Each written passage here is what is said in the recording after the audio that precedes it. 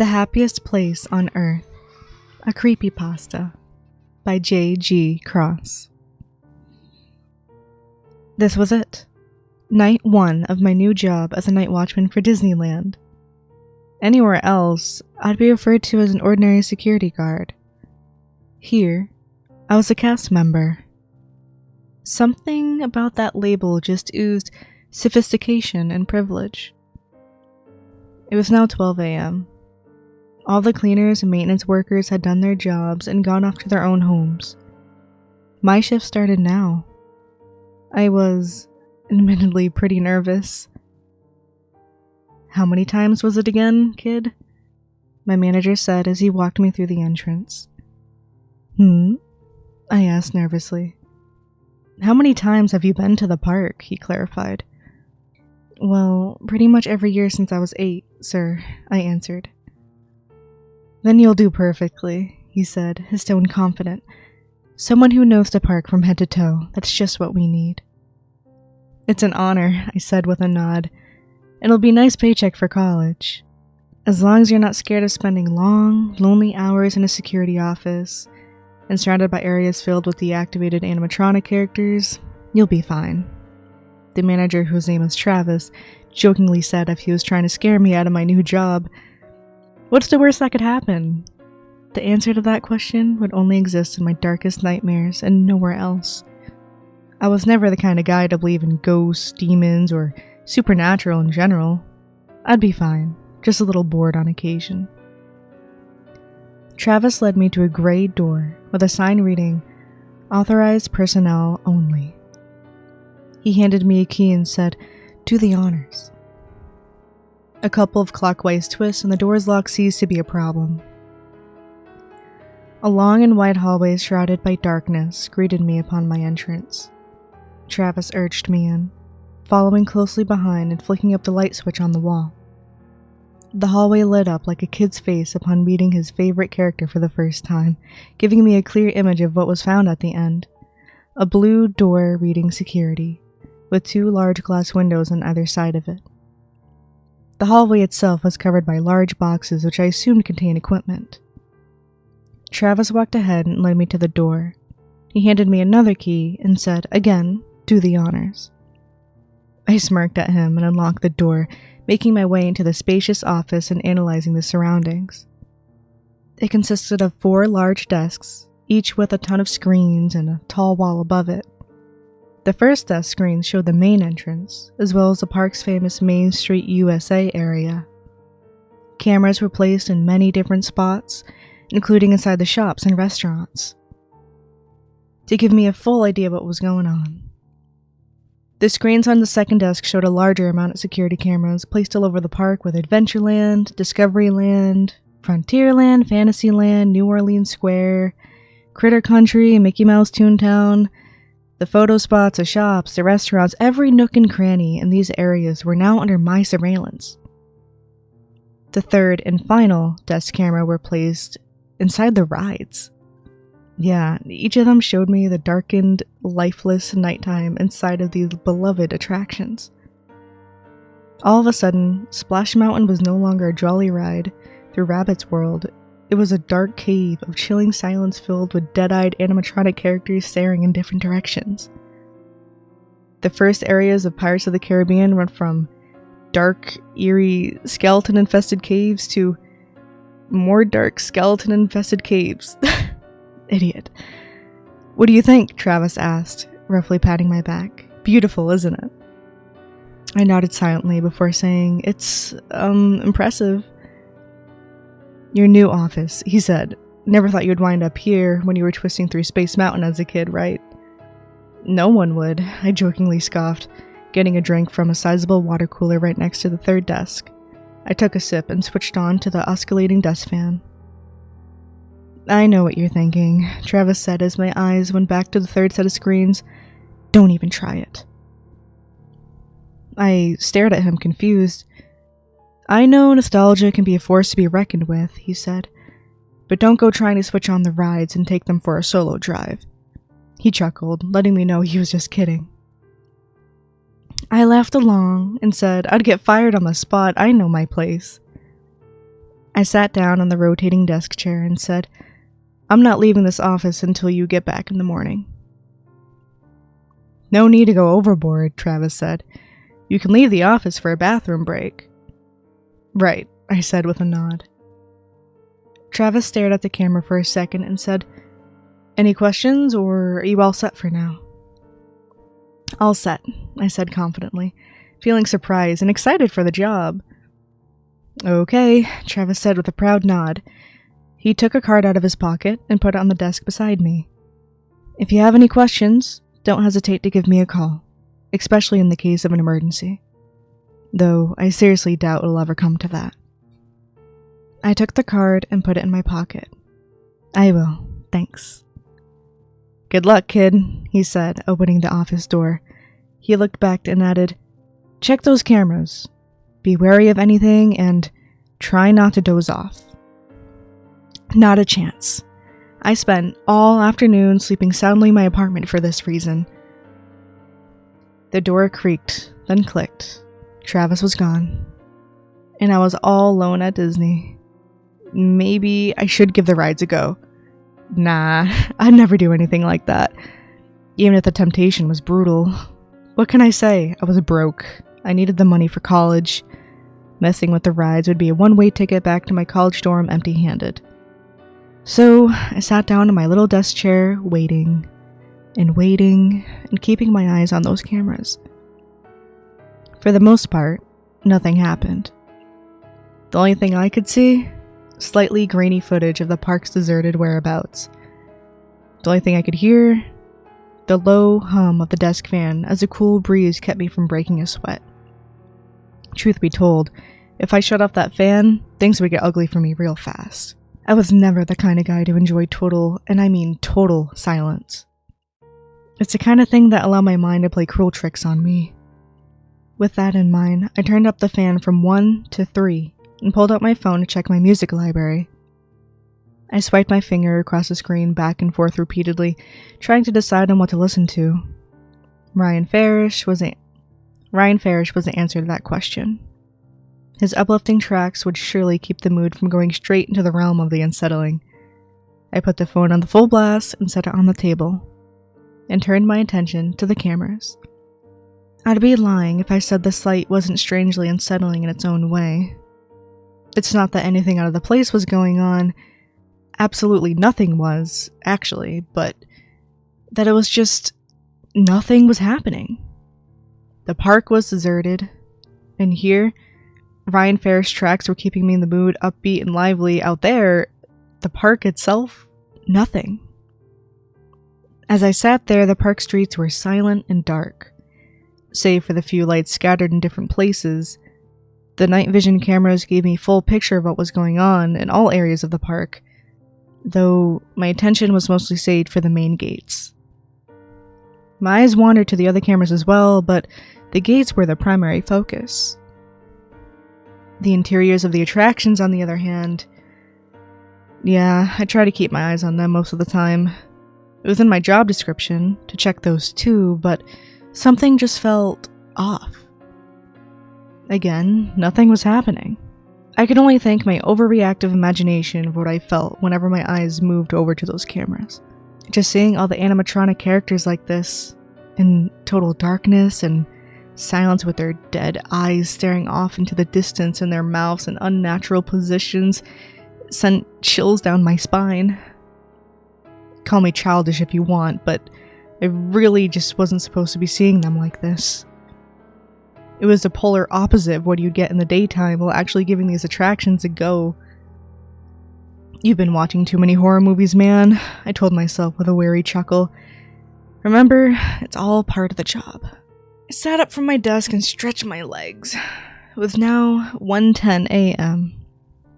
1 hour of doing nothing, but sitting and staring at cameras was already giving me some physical discomfort. I did a few calisthenics and jogged in place for a moment, stopping only to get a couple of drinks of water from the cooler, which added up to 3 drinks taken since I got here. It was about time for a quick bathroom break. I took one last look at all the cameras, including the ride interiors, before fetching my key from the desk. I was taken aback as soon as I unlocked the second door, my eyes and senses taken in the sight and feel of the abandoned park. Just total silence and darkness. My only illumination and immediate area came from the small lights marking the thankfully nearby bathroom. I calmly walked over, ignoring the feel of the dead park, and did my business. I washed my hands and rinsed my face, taking a brief look at myself in the mirror before heading back for the door. I was just going past the exit when a sharp sound of something bursting and shattering startled me. I looked up through the darkness at the bathroom's outer lights, or at least what was left of them. Faint sparks of electricity emanated from the sockets, casting an even fainter glow on the space around it. Damn it, I mumbled, looking down at the glass shards on the floor. Better get rid of these, but not with my hands. There was always the risk of accidentally cutting myself with the sharp edges. But the way the bulbs exploded from the apparent overcharge, yeah, I could imagine how hot the pieces could be. Thankfully, there was a broom and basket in my office ready for the job. I calmly walked over to the nearby office, my ears taking in the abundance of silence, and opened up the gray door to the hallway. Except it didn't open. Confused, I jiggled the door handle, only for it to stall each time and emanate a clicking sound. It locked itself? As strange as it was, I didn't see it as a cause for alarm. Maybe they designed the door to automatically lock itself when it's closed? It did sound like a sensible security measure, to keep any unwanted guests out of the restricted area. I nonchalantly shrugged and pulled out the key to unlock it. No trouble there. The blue office door, to my surprise, remained unlocked. I grabbed the broom, along with a trash basket, and headed back to the restrooms for a quick sweep-up. "You'd make a hell of a janitor," I muttered, alleviating the lonely feeling of being here all by myself. I brushed the shards into the basket and took it back to the security office, unlocking the hallway door again and locking it behind me. The office door, which I had left open, was now shut. However, I didn't give it much thought. I just wanted to take the basket back in, take a seat in front of the cameras, and turn up my music and unwind. For some reason, the 2 trips outside the office made me uneasy. It was probably my overreactive imagination acting up again, but I could feel something. As if someone was watching me. Then again, I always felt that. As a kid, as a teenager, and now as a young adult, I always had a certain fear of the dark. Or, more accurately, a fear of being left alone in it. I learned to control it as life went on, but never truly got rid of it. I set the broom and the basket down against the wall and jiggled the door handle, only to find it was now locked too. What? Maybe the same security measures for the hallway door was also applied to this one? If so, how come it was unlocked the first time I came back? Maybe the mechanism just malfunctioned the first time? Well, whatever it was, I didn't give it much thought. I used the key and went in with a clear mind. Setting down the broom and trash basket, I went for the chair, reclining on it a bit and massaging my temples before laying my eyes on the cameras. Scrolling through each of them for a short period of time, I really didn't see anything happening. Everything seemed to be in order. Good. I switched my music back on and bopped my head to the beat. A few minutes of doing so while checking the cameras gave me the chance to clear my head. And then, silence. The music stopped.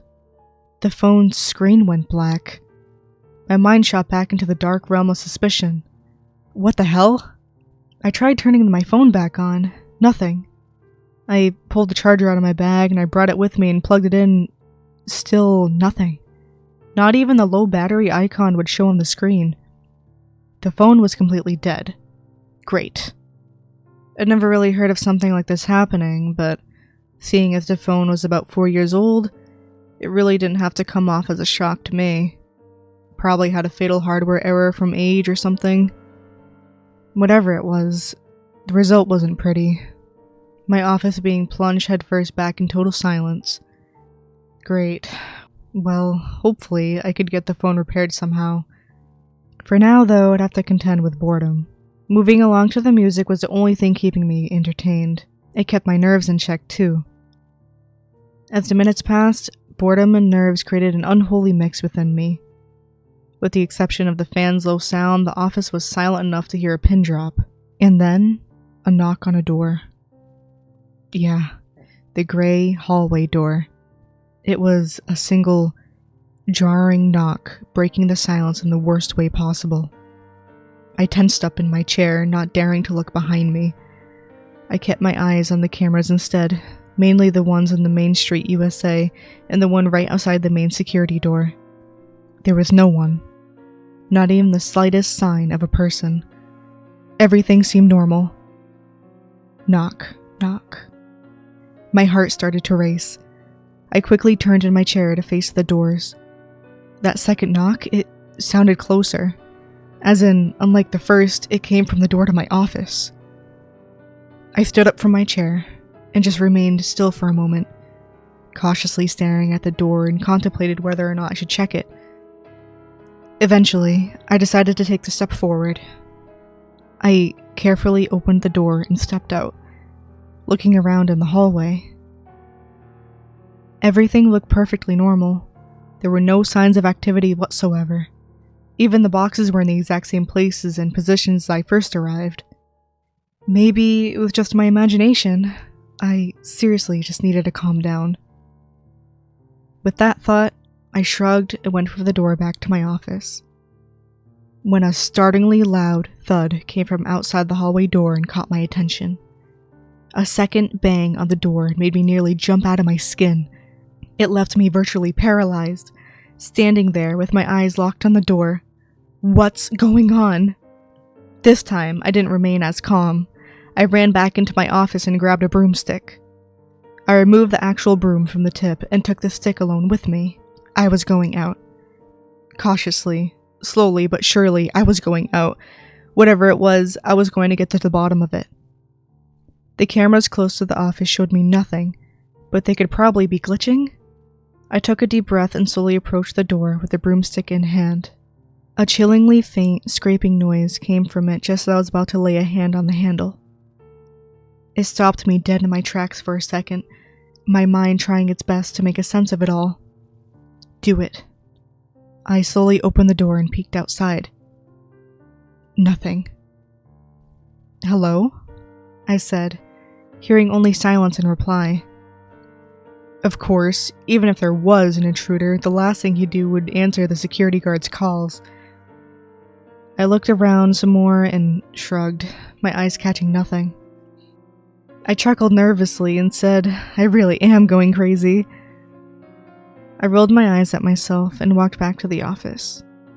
Unlocking both doors and once again sitting in front of the cameras, I positioned the fan so its wind would go straight to my face and exhaled, relieving stress. As much as I wanted to believe my mind was to blame, deep down, I couldn't. I heard the knocks. I didn't imagine them. I heard them. Whether it was some obscure auditory phenomenon I didn't know about or something else entirely, I could tell it wasn't my imagination. My thoughts were suddenly interrupted by the sudden ringtone coming from my dead phone. I stared down at it, bewildered, and noticed the words, "Unknown caller," flashing on the screen. I reluctantly picked it up and waited a few uneasy seconds before answering, "Talk to me." Hello? My manager's voice came blaring through the speaker, its tone distressing, frantic. Is everything all right? I didn't know how to answer him. I, momentarily frozen by his tone. Never mind, Travis breathlessly said. You need to leave the park now. Why? What's going— Just do it, he yelled, forcing me to bite my tongue. I'll explain everything later. Right now, there's no time— Travis? I nervously said, my voice barely going above a whisper. What's wrong? A blood-curdling mess of terrified, painful screams suddenly pierced the silence. I was helpless, having no other choice but to keep the phone pressed against my ear and invite hyperventilation in. Travis? I yelled, and then Silence. "Travis?" I softly said, terrified beyond description. Slow, thumping footsteps broke through the silence, the sound growing nearer and nearer to the phone speaker by the second. The closer the sounds approached, the more unnerved I became. It almost sounded like they were coming from the security office, from behind me. The footsteps stopped to give way to a raspy, labored breathing coming directly from the phone. "See you soon," the voice quiveringly said, in a way so disturbingly unnatural it chilled me to the core. Petrified with fear, my entire body seized up. My hand lost its grip on the phone, letting it drop to the floor. I started shaking uncontrollably and backed up against the wall, shutting my eyes and hoping I would wake up from the nightmare. Opening them only to let me know I was still in the office. This was no nightmare. I really just had heard Travis being murdered through the phone, and now his killer was coming for me? But what did he want? What did any of this have to do with me? Better yet, how did he know about my whereabouts? A loud bang on the hallway door snapped me out of my thoughts yet again. My scream emanating through the office. I stood up and fixed my eyes on the door, waiting to see what would happen if anything did. Nothing. Suddenly, the lights went out. The security camera switched off. A thick blanket of darkness blinded me and pushed me over the edge of unmitigated terror. I scrambled to find the light switch on the wall to no avail. My fingers could only scratch the walls in desperate, fruitless search. My phone was the other option. Its flashlight would light up the room like a nightclub. I pulled it out of my pocket and started pressing buttons, only to find it was dead once again. Come on, I growled in fearful desperation. "Work, you piece of..." What was that? If my ears weren't deceiving me, I had just heard the door to my office slowly opening by itself. The darkness wouldn't allow me to get even the slightest look of what was going on, a handicap which allowed my mind to do its worst. The creaking sound slowed to a crawl, before being succeeded by the door's closing click. Creeping footsteps echoed through the darkness, inching closer to me by the second. My heart raced in my chest. The sweat dripped from my forehead. My entire body quaked with fear. As the footsteps drew closer, I was entirely helpless. I could do nothing but keep myself pressed against the wall and wait for the result. Except there was none. The footsteps stopped. Whether the source was standing right in front of me, or halfway across the room was unknown to me. The question was answered when the lights switched back on. They were tweaking out and flickering, but they were back on. I couldn't complain, except I was all alone in the room.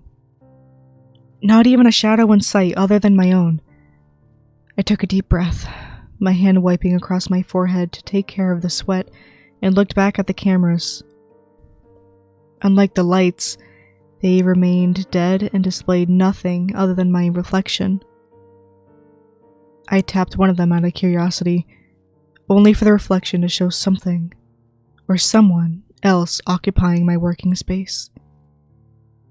A shadowy figure, with indistinct features, stood right behind me, its head slowly tilting to one side. I darted back from the screen and turned in place. Nothing.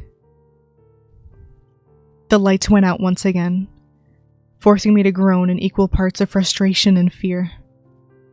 The sound of the office door slamming shut pushed me back against the wall in fearful submission. It was slammed open, the loud thud accompanied by the shattering of the glass windows on either side of it. The door to the hallway, supposedly locked by a safety mechanism, was harshly opened as well.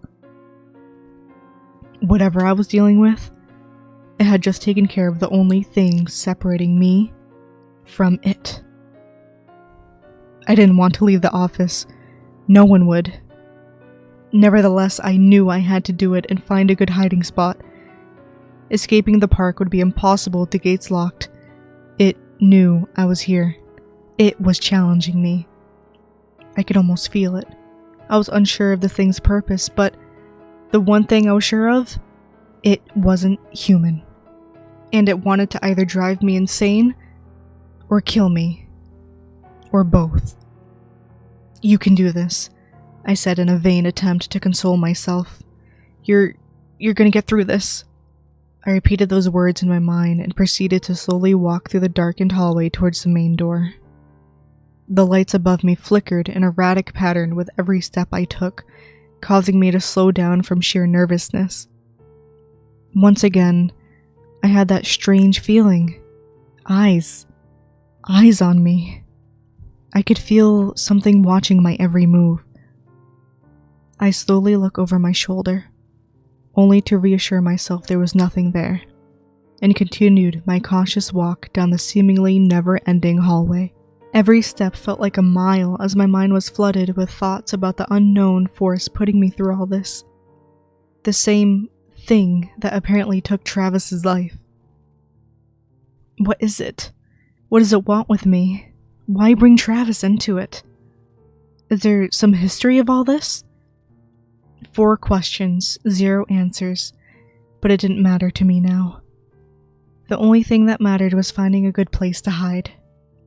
I was being tormented by a paranormal force? The kind I never believed in? Definitely. I had no doubts whatsoever. But I did doubt it was an all-knowing force capable of seeking me out no matter where I hid. My feet ceased to move forward upon reaching the opened hallway door. One more step was all I needed, but the fear was simply too much. The idea of leaving the office, fully exposing myself to this entity, wasn't exactly pleasant. "You're sitting duck here. Move! Where am I supposed to go? Somewhere this thing can't find me? It's probably watching me already. Don't hide. Run for the main gates. That would be a good idea if they weren't locked. You'll figure it out. Travis said to leave the park. Hiding won't work. You know it'll find you. It'll find me, no matter where I hide." My instincts were telling me to run and hide, but my mind was yelling, "Get out of the park." There had to be some way to escape. I slowly cleared open the door, my eyes looking to both sides, making sure there was nothing waiting for me. Bang!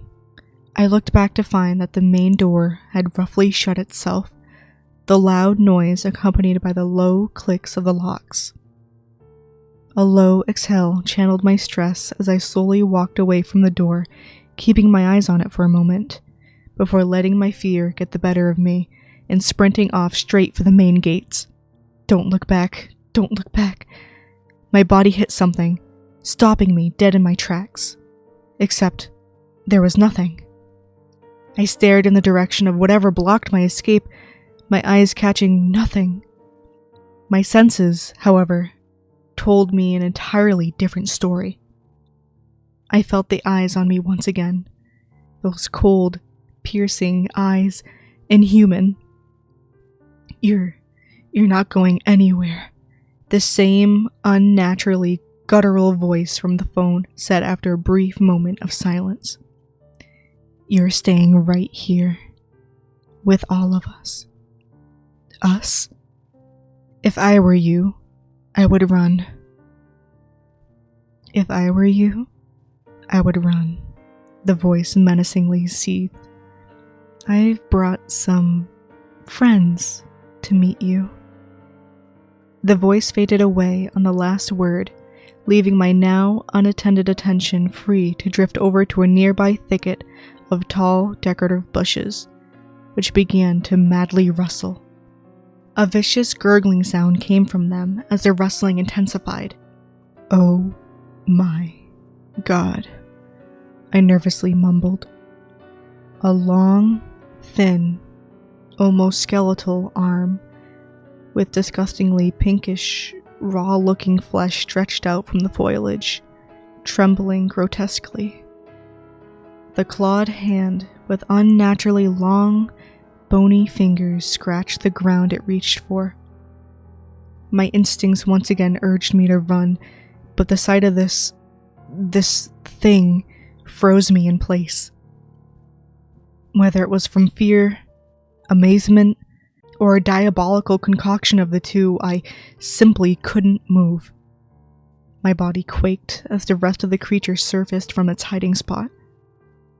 The darkness wouldn't let me make out the specific details of its appearance, but it did give me a disturbing idea of what I was dealing with. It was a tall, humanoid figure, with a body lanky to the point of deformity. Its bony shoulders stretched up to the midway point of its neck. Its legs seemed like they could snap at any moment. Its chest was sunken in, the bones emerging from the thin layer of flesh. How was this being even able to stand and walk was beyond my comprehension, but it was doing just that. Much to my terror, its movements were as hideously otherworldly as it could be. Erratic, twitchy, stiff, shambling that looked anything but human. Then, in a split second, its neck twisted towards me, giving me a clear view of its wretched face. The features were deformed and rotten. The eye sockets lacked any eyes, two chillingly dark voids bereft of any emotion. The mouth was stretched out to the point where the skin was tearing at either side. Black bile pooled from its open mouth. It shambled towards me slowly for a moment, making me finally snap out of the spell and walk backwards a bit. It stayed like that for a few seconds. Me walking backwards while cautiously keeping my eyes on the creature's steady approach. I started walking faster, facing away and looking back every few seconds to make sure it wasn't closing in. Its footsteps grew closer. The sounds became rapid. I looked back in a flash to see the thing chasing in on me. It was no longer shambling. It wasn't even walking at a brisk pace. It was sprinting. With its erratic and unnatural movements more disconcerting than ever, my heart raced. My palms sweat. My legs did their work. I raced away from the being in a terrified sprint of my own. The park was a canvas covered in black paint. The few lights Travis had left on and the select spots had all been switched off. Decorative buildings, shops, and restaurants were now caverns. I did have a flashlight with me, but right now, in my mad dash away from the being, the last thing on my mind was to use it. My mind singularly focused on getting away, which was proving to be more difficult a task than previously thought. For such a weak-looking creature, it could really keep the pace. No matter how fast my movements was, it managed to stay right behind me. I ran down Main Street, USA, my path a direct beeline to Cinderella Castle. From there, I planned to make a sharp left and turn into Adventureland. My mind was already cooking up a great escape plan. Adventureland was the home to the famous Jungle Cruise attraction. If I could get out of sight for just 1 second, I could have a good chance to dive into the water and hide under the queue area. It would be perfect, as long as the creature didn't spot me making my escape. The stakes were high. My life was on the line. It would be tiring, but I knew I could be faster. I put everything I had into it. Every last ounce of energy in me went straight into my legs. I ran at speeds I had never reached before in my life, the gap between me and the creature increasing with every passing second. Sadly, I wasn't the best shape in my life. Not overweight, but definitely not in the kind of shape desirable for a life or death situation. Nevertheless, I was doing exactly what needed to be done. The creature screeched savagely as I darted out of sight into Adventureland. I picked up the pace as its distant footsteps seemed to be coming closer at an even faster rate. Catching sight of the entrance of the Jungle Cruise made me speed up even more. It was the best and probably only chance of staying alive. I ran inside, darted through the queue as fast as I could, and jumped into the water without a second thought.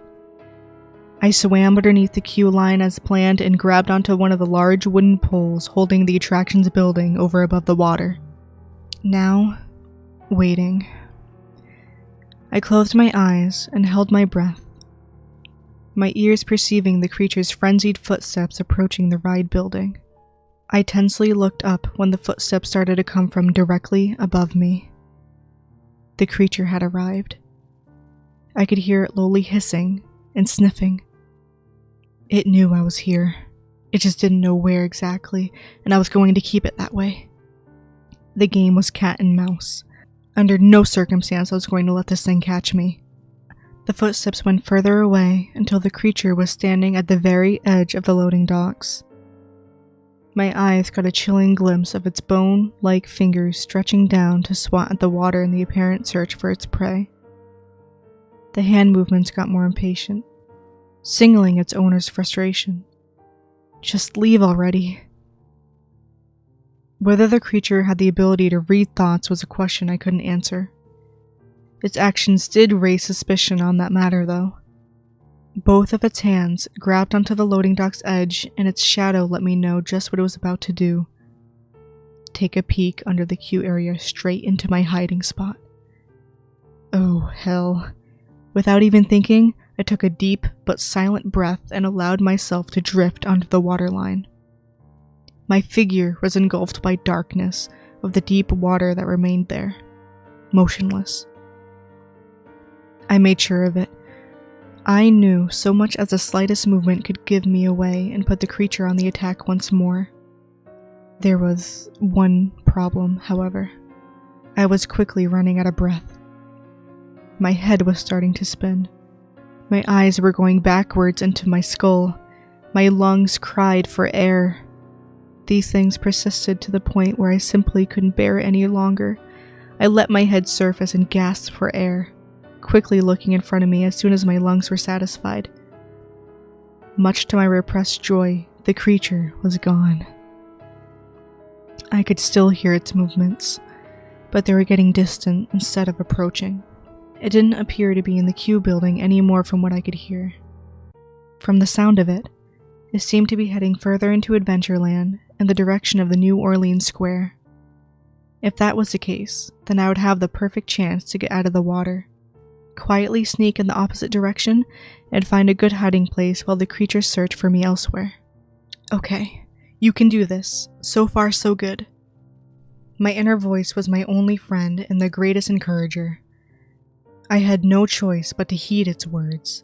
Slowly slumming out from under the queue building and grabbing onto the wooden ledge of the loading dock, I cautiously raised my head a bit to take a steady peek of my surroundings.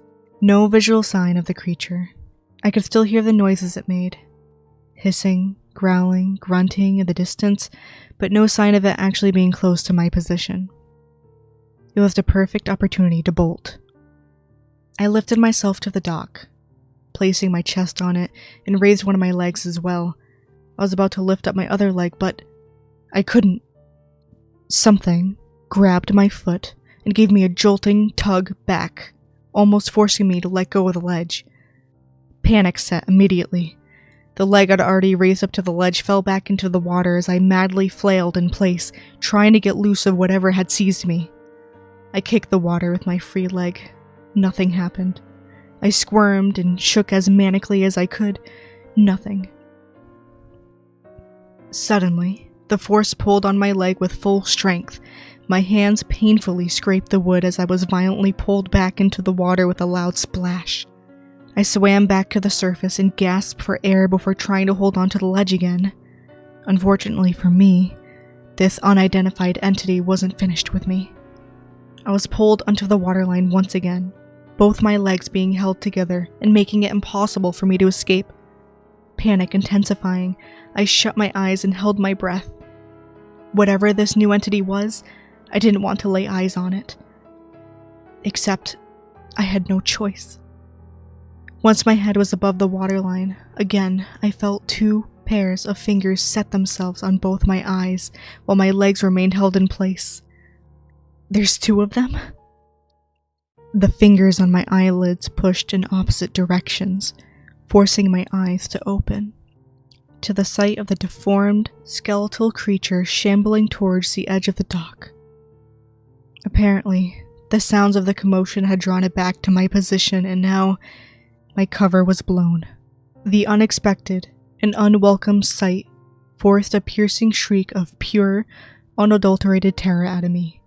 I began wildly thrashing around like a patient at a mental asylum, fearful desperation now risen to an unbearable degree. This time, it actually worked. I felt my legs go loose, and the fingers removed from my pressured eyelids. Unfortunately, it was too late. Before I knew it, the bony creature ran and pounced into the water, with its arms stretched out towards me, and the claws seemingly aimed at my neck. In a gut response, I speedily dove under the water and miraculously avoided the creature's lunge. It splashed down a few feet behind me and began thrashing around to the symphony of its own frenzied grunts and hisses. I didn't even look back. I couldn't. It would be the waste of the few precious seconds I had to escape with my life. I swam away. I swam as fast as I possibly could and latched onto the loading dock's edge for the second time. Raising both legs to the dock at record speed, I got out just in time to avoid the creature's second grab at me. Its claws missed my leg by that much. I actually felt the wind from its swipe. As the creature made quick, spastic movements to get up to my level, I wasted no time in making a run for dear life. I cleared the queue and was out of Adventureland before I even knew it. The creature's frustrated, ear-piercing screams became more distant as I ran into Discoveryland and dove into a thick thicket of bushes, catching my breath from the sprint and giving myself a chance to regain my energy for what would be a full night of running and hiding, and if I didn't get killed, that is. The thought alone brought me closer to breaking down into a quivering pile of anxiety-stricken uselessness. I haven't lived a full life, not even close. I didn't want to die now, especially not like this. All alone, terrified, with no one to turn to, pursued by a threat I didn't even understand, mercilessly slaughtered by demonic beings. You can do this. You're going to make it.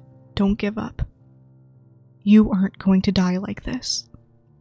As much as I wanted to believe my inner voice's motivational words, it was too tough of a task. I wanted nothing more to make it out of this alive and never return, but what I had just been through made me realize just how hard it was going to be. I was under constant surveillance by these things. The bony demon was visible and could be avoided if I sharpened my senses to this necessary degree, but invisible entities that seized me in the water? I had a sick feeling in my stomach, telling me there were others like them all throughout the park. They were probably watching me right now as I lay hidden in this thick brush.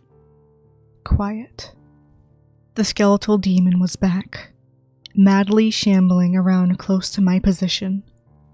I backed up against the wall, not daring to create a crack in the bush for a quick peek. This time, it wasn't making any sounds other than footsteps. It was entirely silent, which made its presence all the more unnerving. Once the footsteps were close in proximity, passing directly in front of the thicket I hid in, I decided to take no chances. I held my breath, the sound of my breathing the only noise I was producing. Eventually, the sounds of its feet subsided, becoming fainter as they seemed to head back into the direction of Adventureland. Curiosity getting the better of me, I decided to take a quick look around the bush. I slowly stretched out both my hands and silently pushed the clearing of the foliage. Nobody, not a sign of life nearby. I couldn't even hear the creature's footsteps anymore. Until the bushes right next to me rustled, catching my attention and causing me to run out in a dash. A low giggle came from them as well, something which was anything but charming, and then the footsteps again. I quickly turned to the direction the sound came from and saw something. It wasn't the skeletal demon, it was something else. A man, or at least it looked like a man, except it had no eye sockets, hair, clothes, or facial features in general, with the exception of a bloody mouth, with the lips and skin around it nothing more than a shredded mess exposing the jagged teeth and rotten gums. This new entity occupied the space right in front of Discovery Land's entrance. It stood there, silently, staring me down as if challenging me. Footsteps, rapid footsteps coming from behind me. I turned in place and saw her. A woman in a white dress sprinting straight for me. Except this was no ordinary woman. It was one of them. Her skin was gray and wrinkled. Her eyes were pupilless, just two white, emotionless orbs held in place by their sockets. There were no eyebrows above them. Her teeth, there weren't any. Her mouth was a stiff, wide grin, showing off the ghastly, toothless wasteland that was inside. Not more than a couple of seconds passed before I was running for my life yet again. Thankfully, this female entity wasn't too fast. I found it easy to outrun her. Unfortunately, the eyeless, silent entity appeared right in front of me, just like that, out of thin air. I looked back to make sure I'd lost the woman and found myself staring the eyeless creature in the face. It grabbed onto me and threw me to the ground, a low hiss escaping through its jagged teeth. The impact with the pavement scraped my arm, drawing a small amount of blood. I scrambled to get away and found myself leaving the creature to eat my dust. My heart pounding in my chest cavity with full force, I ran into Fantasyland and looked behind me. The eyeless demon was gone, but the rapidly approaching footsteps of the woman let me know I was still in trouble. Unfortunately for me, there were no bushes nearby. I couldn't just jump into the thicket this time around. I would have to go into one of the attractions. Even more unfortunate, the closest one right now, as in the one right beside me, was It's a Small World. No choice, she's getting closer. I took a deep breath, gathering up all my courage and sprinted over the bridge straight into the entrance. Wasting no precious time, I ran down the stairs and went right back into the darkened attraction on foot. My back was pinned against the wall inside the attraction, my ears paying careful attention to the female demon's sounds. I could hear her grunting and running around out there.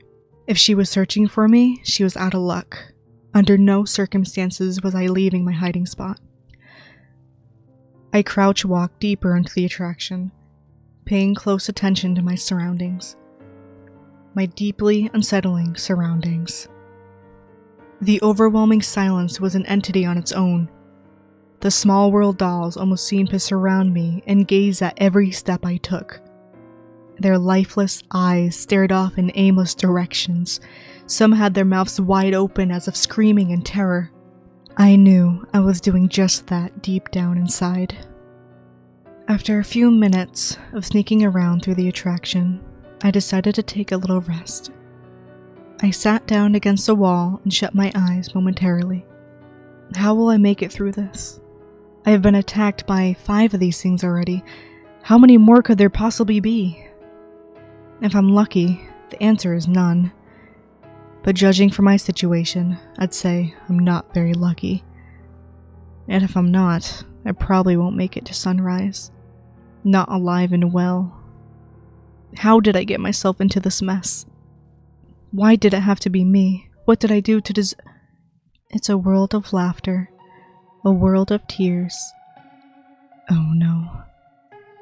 It's a world of hopes and a world of fears. There's so much that we would share that it's time we're aware. It's a small world, after all. The animatronics began to move on their own. The attraction remained in total darkness, but the music began to play.